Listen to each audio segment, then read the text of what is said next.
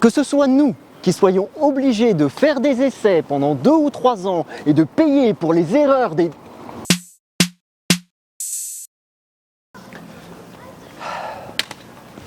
Ah, rien ne va dans ce pays. Répétons-nous à l'envi notre autoflagellation naturelle nous poussant à ajouter que tout est mieux à l'étranger.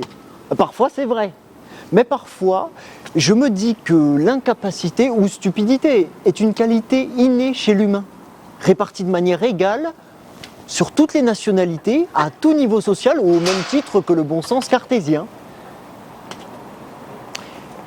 Il y a quelques années est apparue sur le marché la valise à roulettes avec poignée rétractable spécialement conçue pour l'avion. On la traîne derrière soi, sans effort, pas besoin de l'enregistrer, on embarque et son format permet de la ranger dans le compartiment à bagages. Je précise que ce type de valise est parfait aussi pour le train. Il s'agissait donc d'une merveilleuse invention et moi, voyageur compulsif, j'en ai aussitôt acheté une, mais très vite j'ai fait une douloureuse découverte. Ces objets avaient la forme d'un parallélépipède avec 6 faces rectangulaires, les parties opposées étaient égales et, comme n'importe quelle valise, ils avaient 2 côtés larges et 4 côtés étroits constituant les bords. La poignée rétractable et les roulettes se trouvaient sur le côté vertical, le plus étroit. Si par hasard, en faisant votre valise, il vous prenait l'idée de placer au fond ou sur le dessus quelque objet lourd, livre ou ordinateur, lorsque vous la traîniez, en courant bien entendu, car vous alliez rater votre avion ou votre train, la valise ne manquait jamais de se déséquilibrer et de tomber. Il vous fallait la reprendre votre course et elle tombait à nouveau. Alors vous deviez marcher à pas lents pour garder l'équilibre de l'engin et ce faisant, vous ratiez votre avion ou votre train. Longtemps, moi qui ne suis pas expert, j'ai cru que c'était de ma faute, que je faisais mes bagages de manière irrationnelle. Et puis est arrivée la nouvelle génération de valises, avec poignée et roue non plus sur le côté large, mais sur le côté étroit.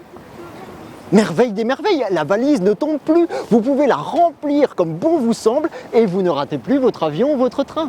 C'était l'œuf de Colomb et je me suis empressé de bazarder l'ancienne pour acheter au prix fort, la nouvelle. Mais je n'ai pu m'empêcher de demander au vendeur, dites-moi, ces industries internationales ont une grande expérience des valises. Leurs bureaux d'études sont dotés des meilleurs ingénieurs et designers. Comment se fait-il qu'ils aient mis 2 ou 3 ans pour s'apercevoir du problème ou, mieux encore, pourquoi n'y ont-ils pas pensé tout de suite ? Le vendeur a ouvert les bras en signe d'ignorance et j'en fais autant aujourd'hui avec vous. Je vois une seule explication à cela, c'est en forgeant qu'on devient forgeron. Et pour arriver à une invention parfaite, il était nécessaire de passer par des stades intermédiaires et des processus dits d'essais et d'erreurs. Mais enfin, que ce soit nous qui soyons obligés de faire des essais pendant 2 ou 3 ans et de payer pour les erreurs des designers de valises, voilà qui me semble alimenter l'argument de la stupidité également partagée. Que les imbéciles existent, c'est fatal. La seule chose que j'aimerais connaître, c'est le salaire des imbéciles qui s'occupent de ces choses-là.